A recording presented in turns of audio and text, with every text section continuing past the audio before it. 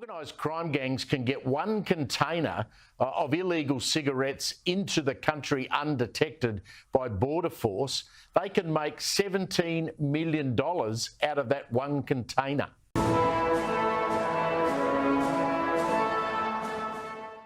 In that conversation with Commissioner Patton, we talked about the tobacco wars. You won't want to hear this, but he did tip that it's going to spread to New South Wales and other states around the country. Last weekend, 2 stores in Melbourne's northwest again firebombed.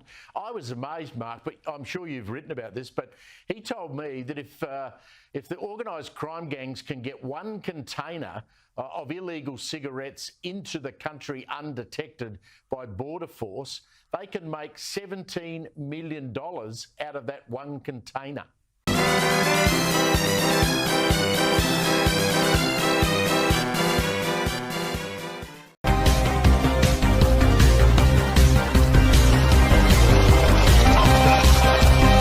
It is frightening, the amount of money. So it's the new cash crop, as they say. You know, the amount of money. And as I said, I've been watching what's happening in Melbourne, and it's amazing. I think up to 50 premises have been firebombed.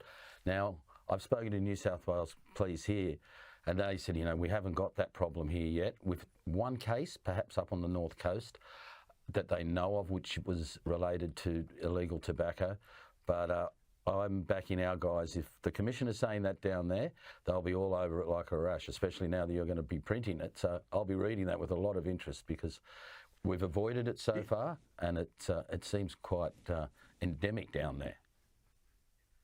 Yeah, well, one of the big differences in Victoria, you don't have to actually have a permit or a licence to sell tobacco, whereas in the other states you do. So what these crooks do, they turn up at a legitimate tobacco retailer and say, from next week, you're going to be selling these illegal cigarettes. The bloke says, no, thank you very much, I don't want to break the law. Well, that night his tobacco shop gets burned down. So that's how it happens. It's old-style mafia, isn't it?